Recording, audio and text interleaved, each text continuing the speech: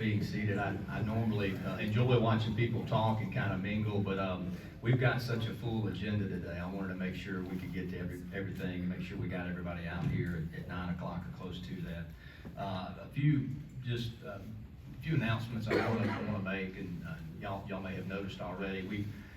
We put some coffee mugs on each of the tables, and of course you're drinking out of mugs too. We invite you to take one of those clean mugs with you back to your business or your home. This is part of an effort for us to try to start to grow our brand and continue to be in front of people in different ways. You may have also noticed we got a step and repeat with our logo here, to my left, your right. That's another, we hope to encourage you to take pictures, and I'm going to have some pictures with our speaker and some other folks. But we want to start to get more active on our social media accounts that we hope that you'll join. And I think we're going to have a slide maybe that mentions our Twitter account, our Facebook page. But it is a way that we communicate through social media. It's a way that we continue to keep our issues and our messages in front of people across the state and across the region. But we need your help in doing that. So each month when we have an opportunity to gather, we hope that y'all will take the opportunity to help us brand ourselves, to get out there and make sure that we're in front of people. I want to recognize just a few people. I think Mayor Rafferty is in the room. Mayor, sometimes you're behind a column. And then Ron Rowland, also from our city council. Ron, great to see you. We've also got members of our executive committee here. I know I saw Jerry St. Pé. Jerry, great to see you. Ron Barnes also. Did I miss anyone else from our executive committee? Lee Bond. Thank y'all for being here. And then another, you could say exciting. I think it's important. We have had a new group of board of directors selected for this coming year, coming 2 years. We had our first board meeting last Friday. If you're on the board of directors, instead of calling everybody's name, if you're here today, would you just stand and let us recognize you so people can know that you're on our board of directors? Thank you. Post-pandemic, there was a lot of things changed. Obviously, our meeting schedule and our meeting habits changed. And I think it's important that we meet in person as much as we can, especially with our board and with our executive committee and membership. But we look for a lot of exciting things to happen, but we only do that through our members and our board and our executive committee, so we appreciate y'all's commitment. I know Keesler had an event this morning, but are there any military installation representatives here that need to give an announcement? I didn't think I saw anybody. And then I don't see any of our agency heads here, Clay or Joe Spraggins or others. Any other member announcements? Anybody? Mayor Rafferty, you want to make a quick commercial for Pastor Shan? Well, we're very fortunate that we just got voted as being one of the top coastal cities in the U.S. So it's a great thing. And a great support. I'd like to also introduce, this is Ollie Bailey from Pastor Shan. He's our most recent representative to the Harrison County Development Commission, so it's just a great thing. And this is his first meeting here, and I hopefully he'll get very involved in it, and hopefully we can bring more development to the path. Yep, thank you, Mayor. Thank you. Okay, Mayor Hughes, I just saw you come in. Thank you, sir, for being here. You have any quick announcements?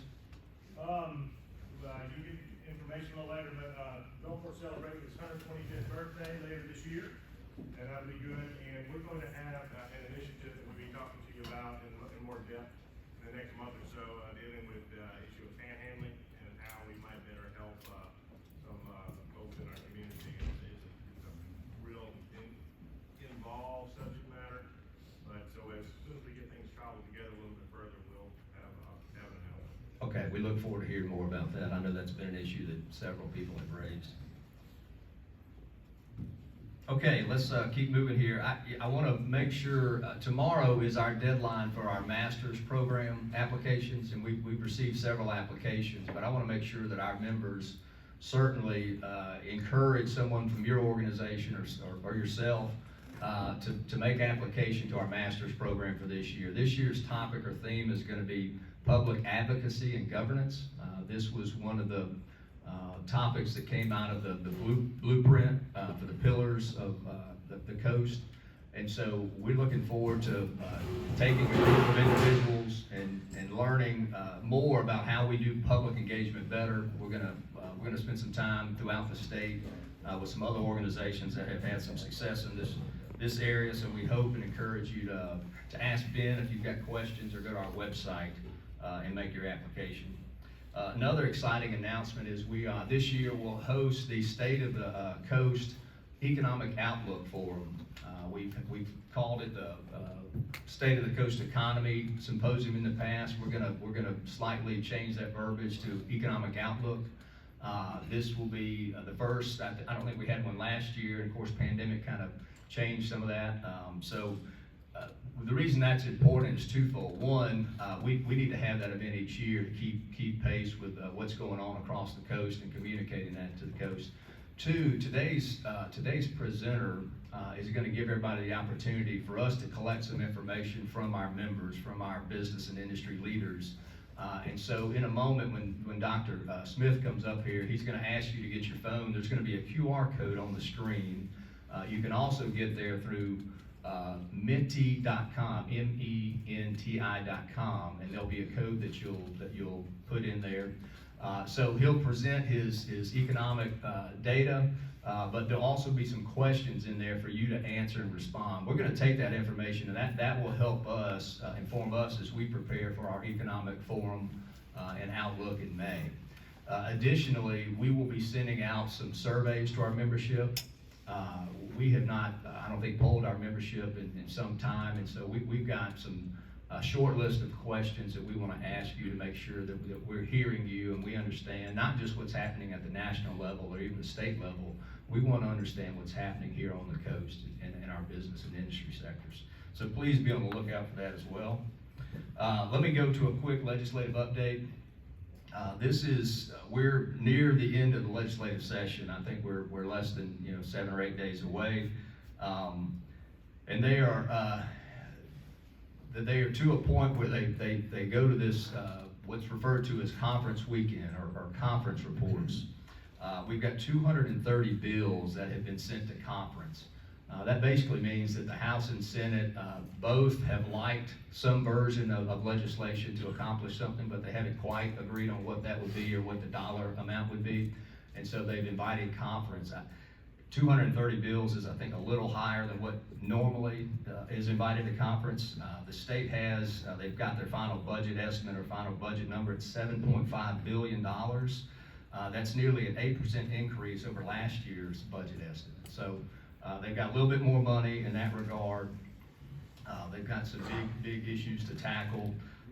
And basically what that means is this week for the next 5, 6, 7 days, they've named 3 conferees for each of these bills, 3 from the House, 3 from the Senate for each particular bill. Those individuals would be getting together and making the final kind of decisions and then presenting those back to their chamber. So, if there's a most important week of the session, it's probably this week because, everything is still a bit up in the air. And so we're probably going to make a push here for a few items that we've been after, and I'll mention those in just a second. Let's start with some of our legislative, what I'll call wins. First is the software and computer services sales tax. This was an item that the Department of Revenue was intending to begin taxing sales tax for cloud-based services and other computer services that weren't originated in the state.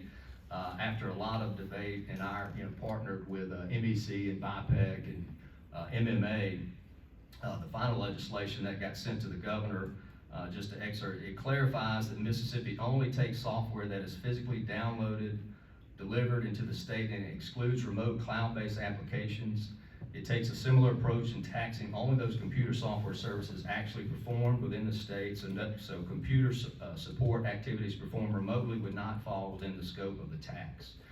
That was a huge issue for a lot of employers across the state, so that was something we got involved with, and we're able to get to the right outcome.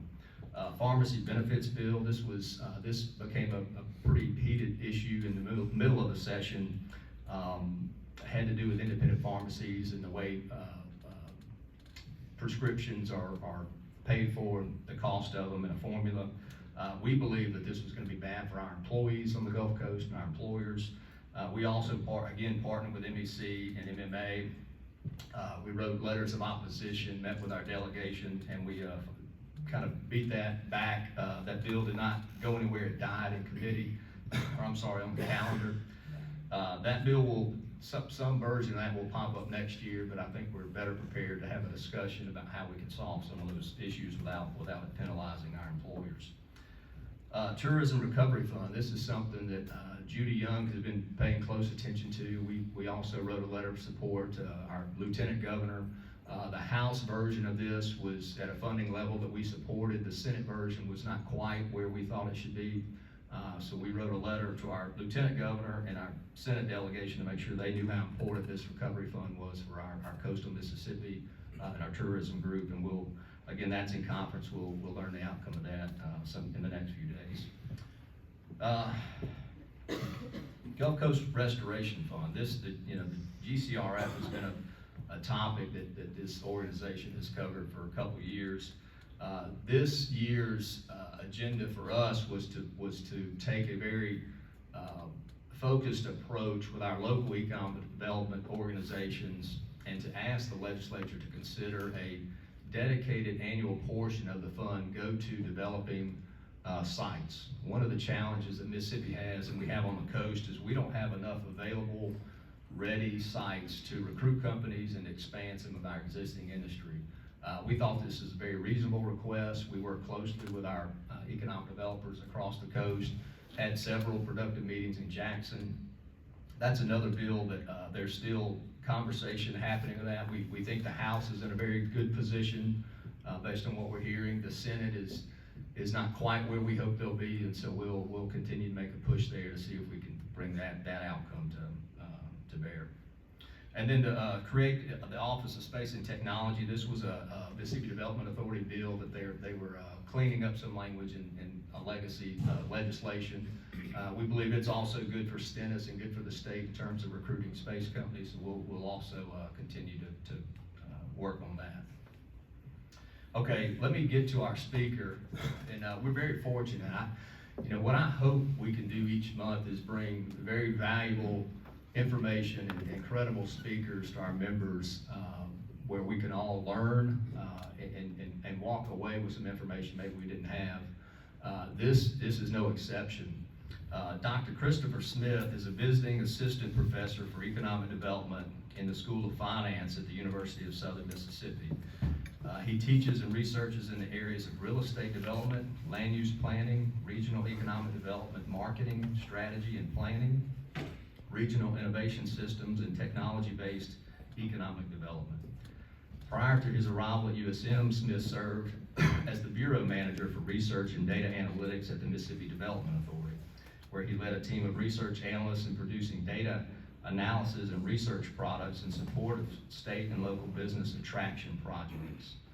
Previously, Smith worked as the Regulatory Policy Associate at the National Defense Industrial Association, specializing in policy outreach and research related to federal policies affecting the health and readiness of the U.S. defense industrial base. He is a graduate of the Massachusetts Institute of Technology, the University of Maryland at College Park, and Cornell University. Dr. Smith holds a certified business economist certification from the National Association of Business Economics. He lives in Hattiesburg. I've had the pleasure of working with Dr. Smith at MDA. He's a brilliant mind. He can cut straight to the numbers quicker than anybody I've ever been around. He's a wealth of knowledge. We're fortunate to have him in South Mississippi, and we're fortunate to have him as our speaker. Please welcome Dr. Chris Smith.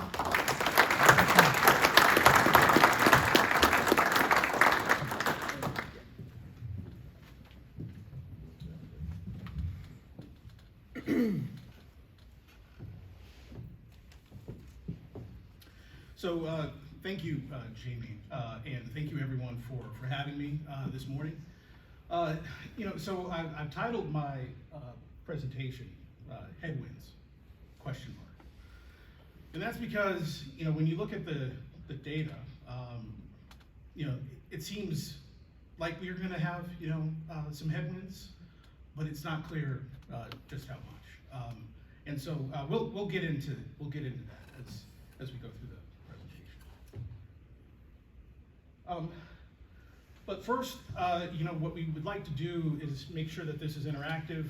We're gonna, as Jamie mentioned, we're gonna poll you during the course of this talk. There's just gonna be some simple questions just about your own impression about what's going on in the economy. And so, you've got a QR code here. You can go to menti.com and enter the numerical code there.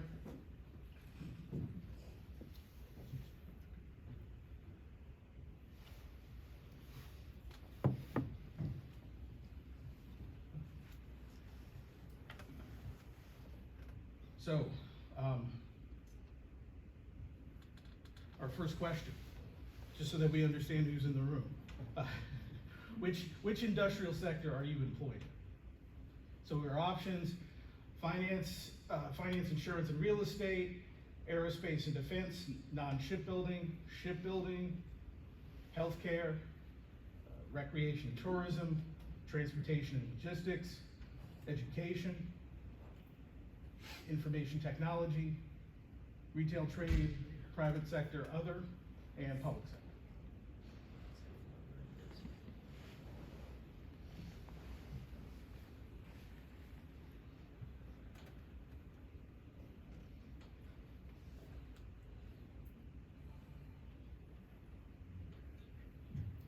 All right.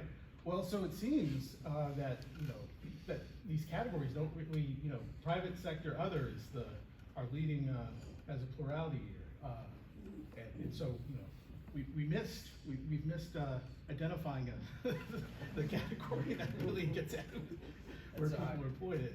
But a lot of finance, insurance and real estate, fire economy folks. So good. We've got a good amount of diversity of industrial representation here. So, one of the things I wanted to do real quick is just to kind of recognize the Trent Lott National Center. I'm an affiliate of the Trent Lott National Center. They are economic development thought leaders, and they serve as catalysts, servicing local, national, international clients, and providing support and forethought about economic development matters. They're also the home of the Mississippi Defense Initiative, which has a number of areas of strategic action, including working on military installations and supporting communities, doing analysis around the defense industry, and supporting veteran employment and collaboration. And just a quick plug for the MSED program, the Master of Science of Economic Development program. This is where I teach. We've been around since 1980. We're one of the nation's leading programs for training practitioners of economic development. And so if you know of anybody who is interested, please, we are taking applications, hybrid format, and graduate assistantships may be available. So, as an economic developer, an economic development scholar, we tend to think about local economies using the metaphor of a leaky bucket. And so, economic development is in many ways using this metaphor about filling the bucket as much as possible, keeping it full, and then creating value with the water that's actually in the bucket. But one of the challenges is that there are a number of holes in the bucket, right? Ways that wealth and investment can leak out of a community. There are challenges with the faucet, right? You're not getting the flow that you want into your bucket, and then sometimes there's not actually a great plan in place to actually use the water in the bucket in a productive way. And so, economic developers work with a variety of public and private partners to try to address these issues. And when you understand that there are, when you're, trying to address the challenges of the leaky bucket, one of the things that, you come to understand is that, there are a variety of threats, but also opportunities for, that face the leaky bucket. And so, when you're doing an outlook, one of the things that you're gonna do is you actually wanna kind of scan the horizon, right? Kind of just take a look around and look at trends and sort of canvas and try to identify where those threats and opportunities are coming from. And that's gonna be kind of the nature of my talk, is it's gonna be kind of a scan of the horizon of a couple of different factors that I think are gonna affect outcomes, economic outcomes in South Mississippi. So a question, which do you believe is the biggest economic development challenge for the Mississippi Gulf Coast? So we have population trends, general workforce availability, availability of high-skilled workers, infrastructure, state and local policies / taxes, state and local image, the local balance of industries, external macro forces, community disparities. I'll give you a moment.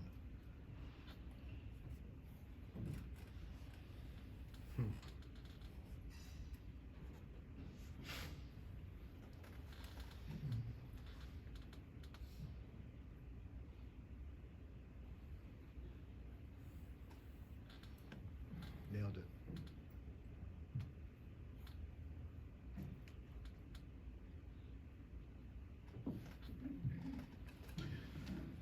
Wow, so we've got a clear, seems like we've got a clear pattern here. A lot of consensus about availability of high-skilled workers being a real challenge for the Mississippi Gulf Coast.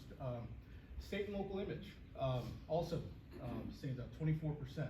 And community disparities, is third. So I think that's very fascinating. I think that aligns with a lot of thinking that that I've seen about the challenges that face not only the coast, but I think the state of Mississippi as a whole. So there are 5 factors that I think are going to be shaping the future of the economic future of Mississippi Gulf Coast. So there are general economic conditions, international conditions, workforce, public policy, and economic development itself. And including economic development, it might seem kind of unusual, but we think of economic development as exerting its own force, its own impact on the economy, and we'll get to that a bit later. So let's talk about economic conditions quickly. So there are lots of analysts out there, and you probably have read many of these reports predicting recession. But what's interesting about these predictions is that a lot of these predictions, they're predicting recession, but it's a particular kind of recession. It's a slow session. It's a kind of a recession that, because there's a lot of resilience in this economy, they're actually the fundamentals of the economy are actually kind of pretty good. The recession, if assuming it comes, might not be as severe as past recessions. So just taking a step back, looking at context, we know that the Mississippi's economy has really bounced back from the pandemic. And if we compare kind of the overall economic performance of Mississippi's economy, compare it with neighboring states, other Gulf Coast states, we're following the same pattern, right? During the pandemic, we had a negative shock. Performance went down, but then we saw a performance shoot back up. With the stimulus associated with the pandemic and the reopening of the economy. But now, as we've kind of moved into the end of 2022 into early 2023, we're seeing that the effects of those shocks kind of dwindle. We're kind of returning to a state that looks a lot like the pre-pandemic past.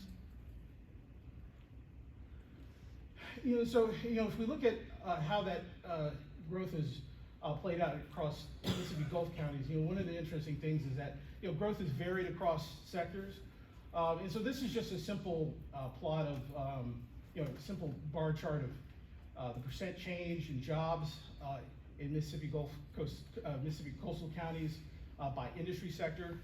It's percent change between 2018 and 2022, and so the sector that showed the most growth was mining, the mining sector, which includes oil and gas extraction,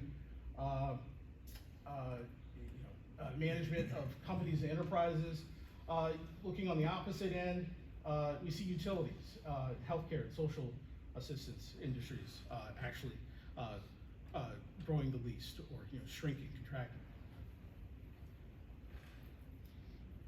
And you can't, I guess you can't quite make out some of there are little supposed to be dots here that you should be able to see.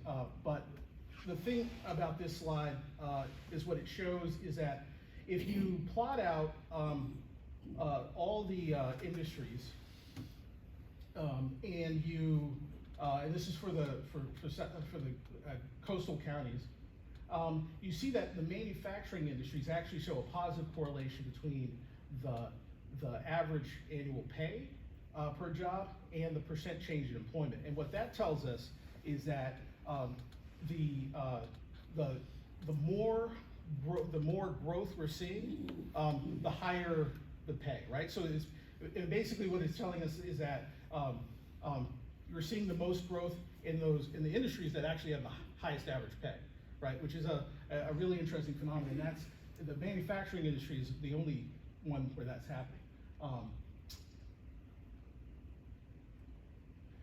Inflation, really in 2022, inflation was really the kind of big story, right? The rise of inflation. And what we saw is, for a while, inflation nationally, level of inflation nationally outpaced what we were experiencing here on the coast. But now it's actually begun to kind of close. That gap has begun to close and trend down, which is, would normally be interpreted as generally a positive thing, although it's still elevated compared to, the pre-pandemic era. But if you look at, if you look across expenditure categories, and this is using CPI data for December of 2022, so it's not the most recent CPI data, but we see signs of disinflation across expenditure categories. We're seeing, if you look at employment, change in private employment is turning negative for Gulf Coast Gulf Coast MSAs, and so the various lines represent, the yellow line is for Gulfport Biloxi, but we've also got Hattiesburg, Jackson, Pensacola, Mobile, New Orleans. Are all, if you look here at the end, they're all kind of turning down. But if you look at some of the other indicators, like you look at weekly hours, average weekly hours for employees, showing private non-farm employees, we're seeing it actually kind of trend up, which is not typically what you expect if in recessionary conditions, right? And we're seeing average hourly earnings for employees actually stay pretty stable. If you look at business establishments, we saw, the graph on the left, we saw, all the kind of pandemic turbulence, and for a while during 2021, there was a growth in the start of new businesses, but as we've, this stops at the end of second quarter 2022, so we don't have more recent data, but we're beginning to see a downturn. So that was kind of a negative sign. You look at real estate markets. You're seeing some interesting resilience in real estate markets. If you look at the Gulfport, Biloxi metro area, you're seeing absorption rates kind of slightly negative, but you're seeing kind of healthy, especially I think compared to, you're seeing some, I think, healthy rental rates.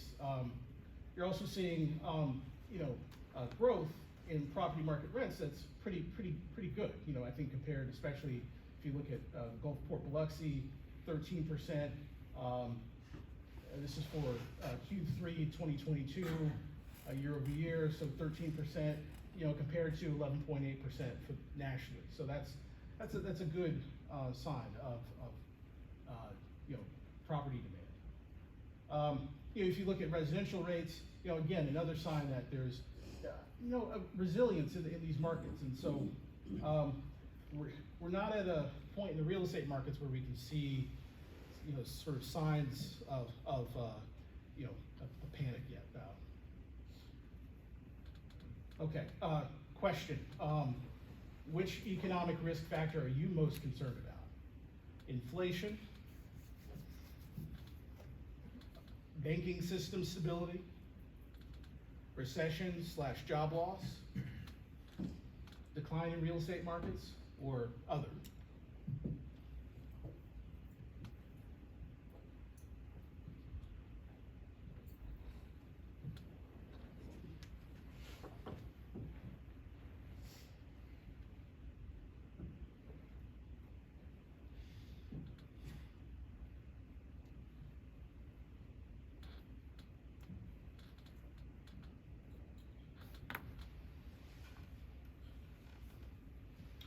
I think we've got a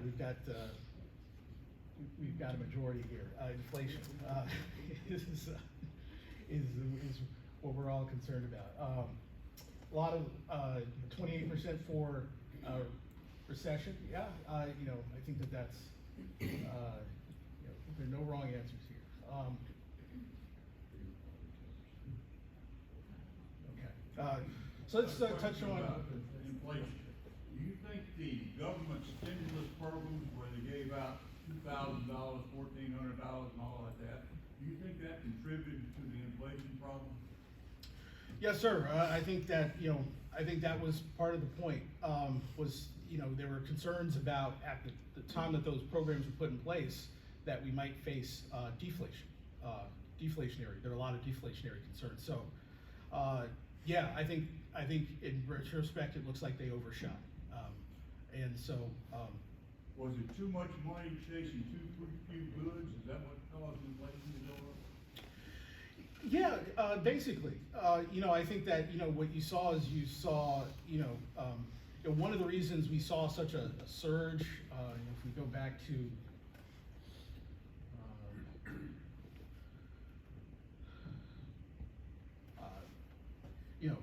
when we reopen the economy, right? One of the reasons we get this kind of this quick up and down action is just because we reopened the economy. People were ready to spend; they had money, and so a lot of the stimulus was directed at consumers. So I think so. And also it wasn't just an issue of consumers, right? I mean, I think there's a lot of just capital kind of floating in the financial system as well. So you saw just appreciation in asset prices across all classes.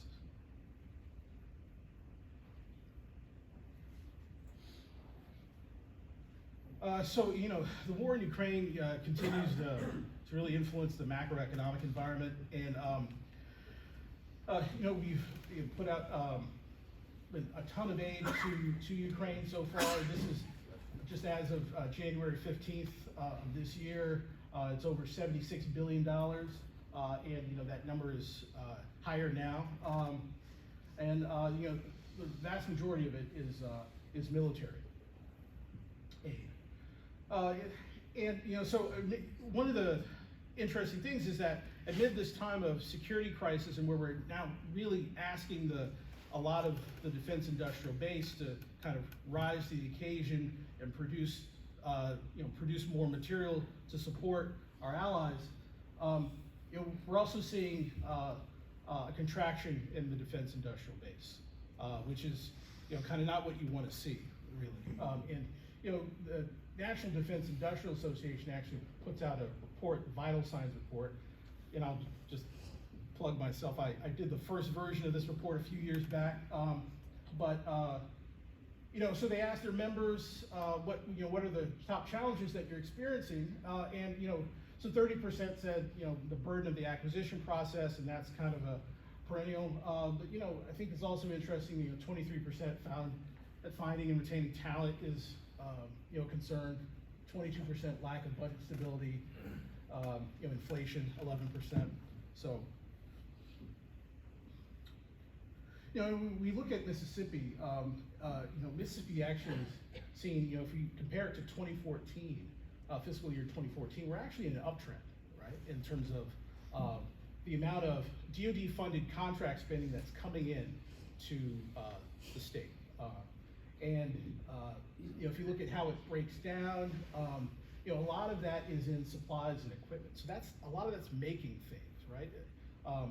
You know, and so, you know, you look at, you know, some of the news that's out there, you know, this is a headline from, is actually kind of outdated now because the, you know, the president's actually made his budget request, 842 billion, I believe. But you know, you know, one of the things that is out there is as defense spending rises, will Mississippi benefit? You know, Mississippi is ninth in terms of, ranks ninth among states in terms of the share of the state GDP that, you know, comes from the defense sector. So another question: what is the most pressing issue facing the Mississippi Gulf Coast defense industrial base? So the same set of answer options: lack of budget stability, insufficient funding or access to capital, intellectual property risk, burdens of the acquisition process, finding and retaining talent, inflation, or other.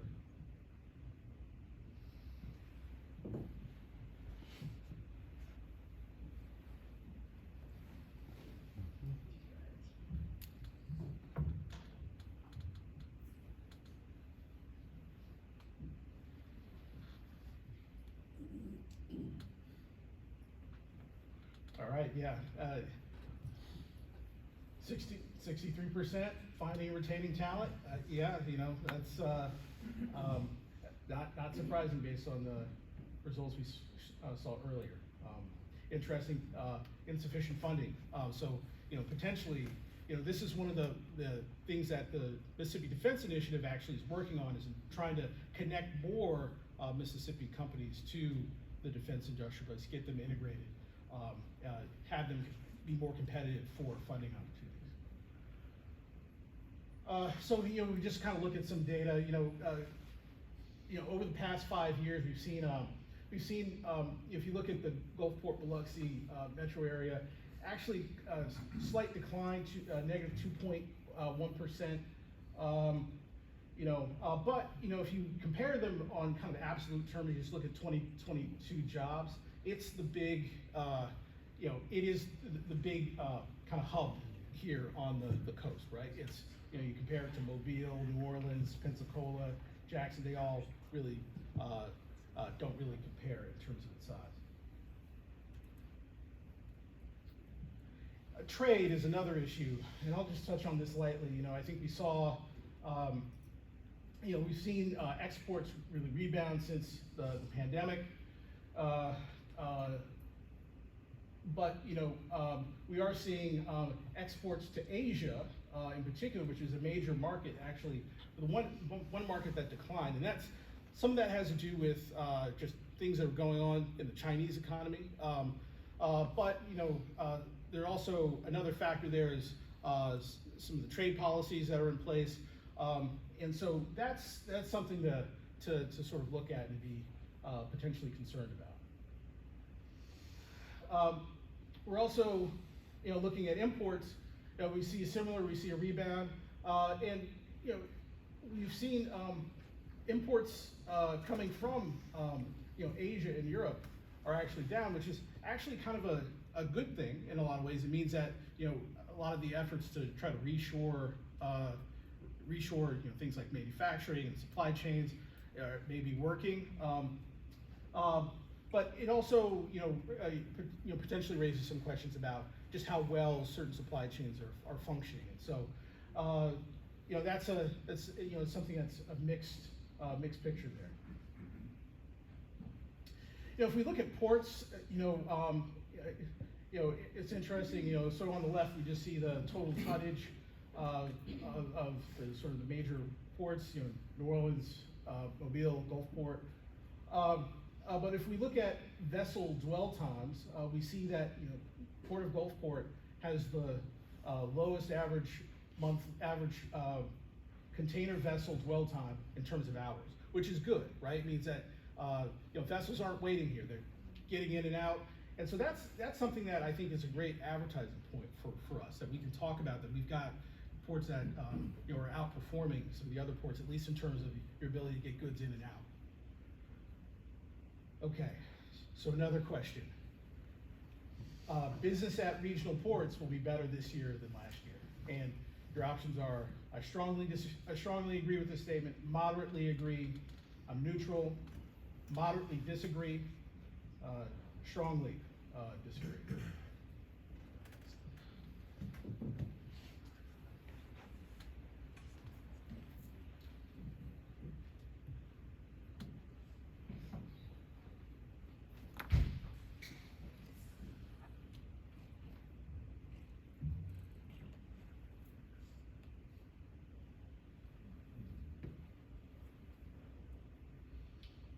Okay, so most folks kind of agree with this statement. So a lot of optimism. Public policy. So there's some public policy risk factors out there, right? The debt limit. There's Congress is still trying to figure out how it's going to act on the debt limit. There is this question about, will it get raised in time? Will we have a shutdown like we had a few years back? It's worth noting that the U.S. Office of Personnel Management says that there are more than 17,000 federal employees in Mississippi, and that was as of 2017. The latest numbers I saw say there are 25,000. That's something to note. If you look at this map and you see just the concentration of federal employees in Mississippi counties, it's concentrated here on the coast, right? Hancock County really obviously stands out, as well as Harrison.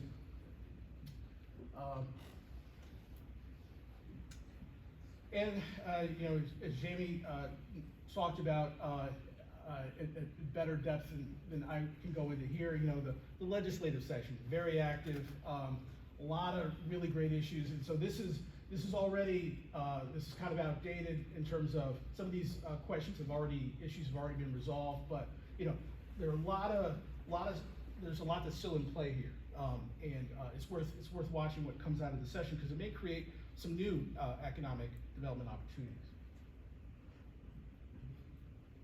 Infrastructure funding. We're in the midst of this massive wave of infrastructure funding from the federal government. You've got the bipartisan infrastructure law, you've got the CHIPS Act, there are various other laws that have been injecting lots of infrastructure funding. And so that's now up to $2.3 billion as of mid-February. You look at the coast, you can see that on this map, those are specific locations where projects have been funded. So it's coming in, right? So how this continues to play out is bears watching. The Department of Energy, it's Clean Hydrogen Hub funding opportunity. This is kind of a national funding opportunity that's really spurred this kind of national competition that organized a proposal that can win some piece of this funding. There's actually, so Mississippi is shown here as, in gray, where its status is unknown. Actually, there is a project, there is a hub project that would be located here, concentrated, I think, in South Mississippi. And so, I think this is something else that bears watching, right? There are decisions supposed to be made late 2023. That's, potentially could be a source of real opportunity. Workforce. Mid last year, CNBC took the shot at us, said our workforce is weak. But it's worth noting that labor is a very important factor for site selection in economic development. So in corporate site selectors, site selection consultants, this is a survey done of those folks, and they put labor costs and availability of skilled labor very high in terms of the factors that they're considering when they're making a decision about where to locate a new facility. And one of the things that we're seeing, if you look at some of the data, is that labor markets are pretty tight locally and nationally. Employment costs continue to be elevated. The way to understand this chart is the green bar is 2019, so quarter 1, quarter 2, quarter 3, quarter 4. The blue bar is 2022, right? So you see the contrast there.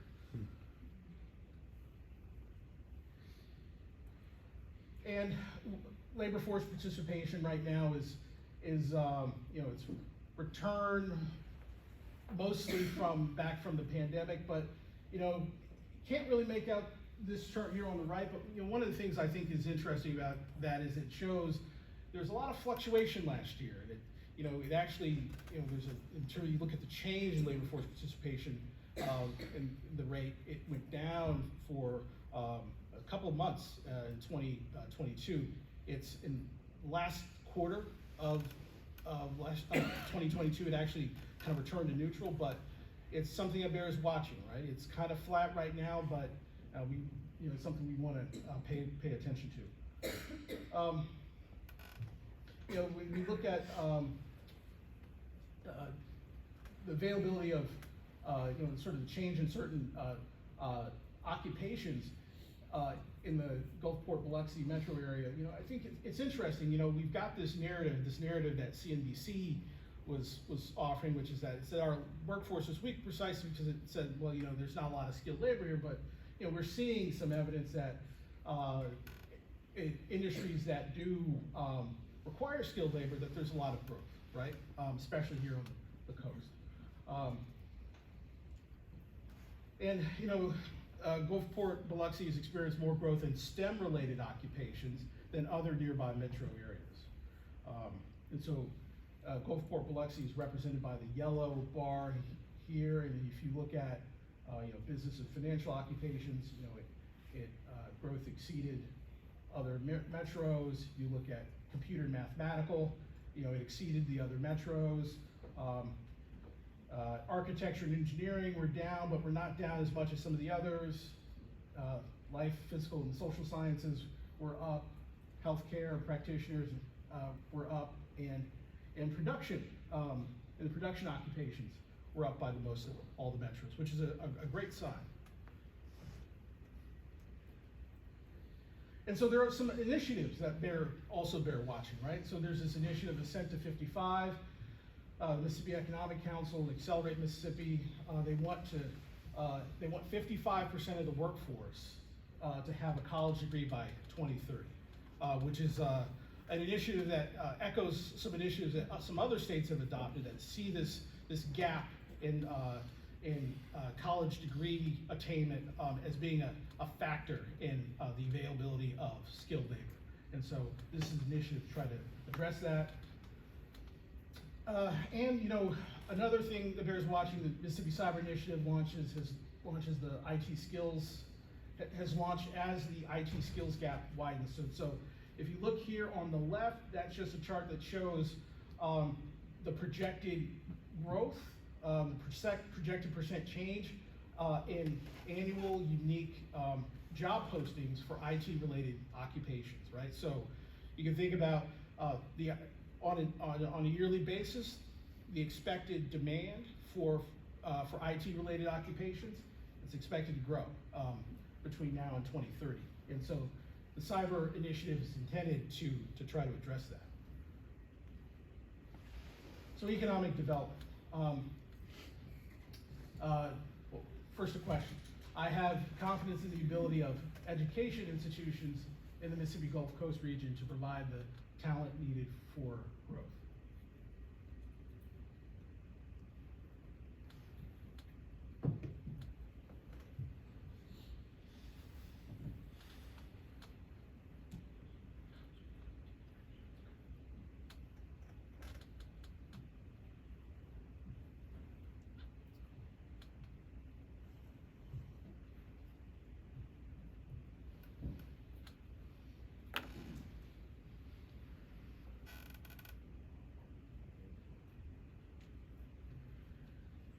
So interesting, yeah. So most folks do agree, but yeah, there is some significant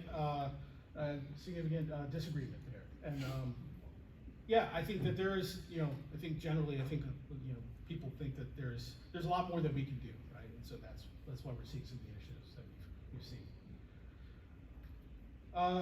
So one of the, what I'll kind of quickly go through some of these slides on economic development. So economic developers, one of the things that we are interested in is creating conditions, local conditions, where our local economies can be more competitive, right? And so that goes back to that leaky bucket question.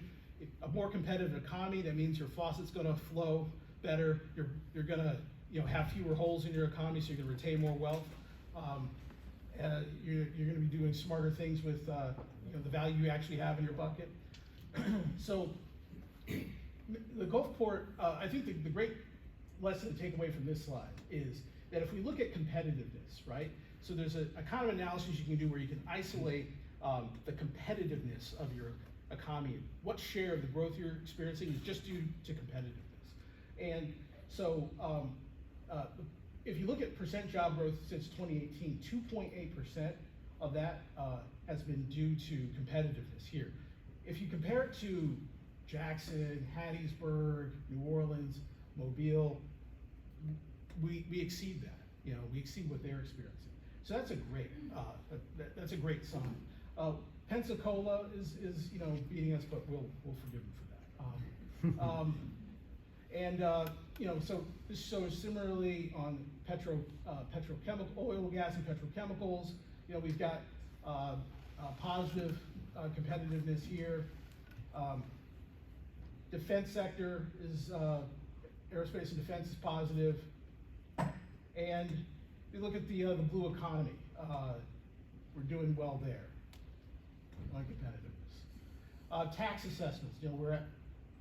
You isolate that for the Gulf Coast counties.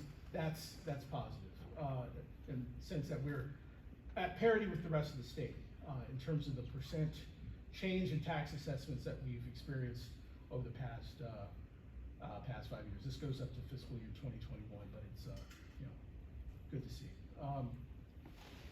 And so I'm going to close here just by talking really briefly about economic development projects. Mississippi Business Journal publishes a list of the top 20 economic development projects. This is a list for 2022. And so, there's a lot of activity going on. These are projects being brought into the state, additional investment being brought into the state. The green bar highlights a project that was in Hancock County, Rocket Lab. And so it's worth remembering that this is another thing that is going to affect our economy. And so if you look at the top 5, this is Steel Dynamics in Lowndes County, $2.5 billion in corporate investment, 1,000 jobs. Nissan expansion, $500 million in investment. Enviva in Stone County, $250 million in investment.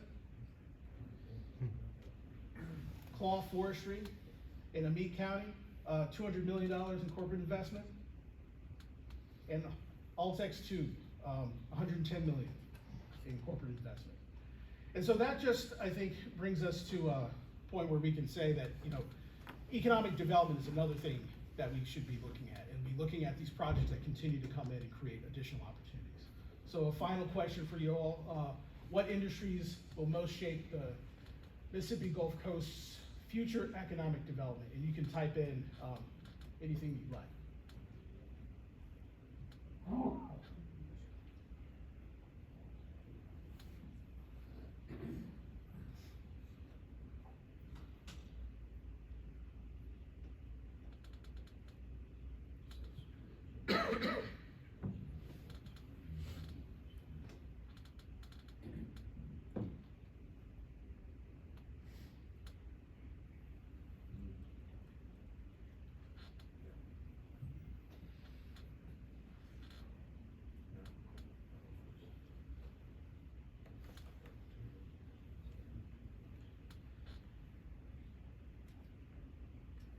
All right.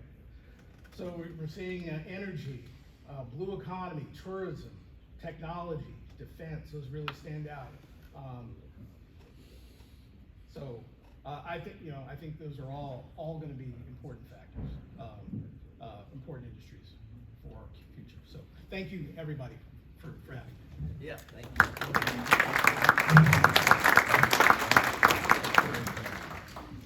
Hey, thank you, Dr. Smith. That was, we appreciate your patience. I know that was a lot of slides. He covered a lot, and that was pared down. Probably, Chris can talk for hours about getting into the numbers. So thank you for participating in that. Two last announcements. One, we hope that you will, well, let me make this one first. Workforce came up over and over, and I think in y'all's responses, a talented workforce, talent attraction, those things seem to be showing up every in each question. We will, in April, our invited speaker is Ryan Miller. Ryan is the Executive Director of Accelerate Mississippi, the lead agency for the state in terms of workforce development and programs. So we wanted to wait to get out of the session because Ryan spends a lot of time during the session in the Capitol trying to make sure he educates lawmakers about the importance of some of those programs. But he will be here to talk in detail about what the state's doing in terms of workforce, programs that are affecting the coast directly, career coaches. We've got some initiatives that are happening on our coast within our economic development organizations also that we'll probably talk about. So but put April on your calendar as a meeting not to miss, because we're going to dive deep into the workforce issues and programs that the state has. Other than that, please spend 10 seconds, walk by the step and repeat, take a picture, send to your group of social media followers. If it's 10 or 10,000, it's fine. We want to make sure that people know that the Business Council continues to provide information and communicate with its members and the coast and others about important issues. You got your hand raised, Bill? Go ahead. Yeah, just for the ears in the room, related to workforce, some of y'all heard about Ocean Aero that located at the port. It didn't make the top list, but it was the first headquarter relocation. When we set out on that journey, they thought they were gonna have to move most of their staff from San Diego. They moved 3 people. Those 3 people loved living on the Mississippi Gulf Coast. They hired the rest of their team from Stennis and other places, and they've been blown away by the workforce and the community. Now, they're paying California wages, so that's part That of helps. the solution. But their payroll's more than their investment. For the 45 jobs that they created, it's almost $6 million in payroll. The investment they're making at the port is over $1 billion. So math is always a factor in economic development. That's a success story that we all need to celebrate. And they've already exceeded their job expectations. And they've built more ships in Gulfport in a year than they built in 5 years in California. Yeah, it's a So I'd share definite that. success story for sure. And the university was a part of that, MDA was a part of that, and obviously our HCDC was a big part of it, and the Board of Gulfport obviously was a big part of it. So that was a lot. There's a lot of team. There are many partners. I don't want to leave anybody out, but that was clear teamwork. Okay, thank you again for being here. We look forward to our next meeting, and please don't hesitate to contact us if there's anything we can do for you. Thank you. Thank you so much.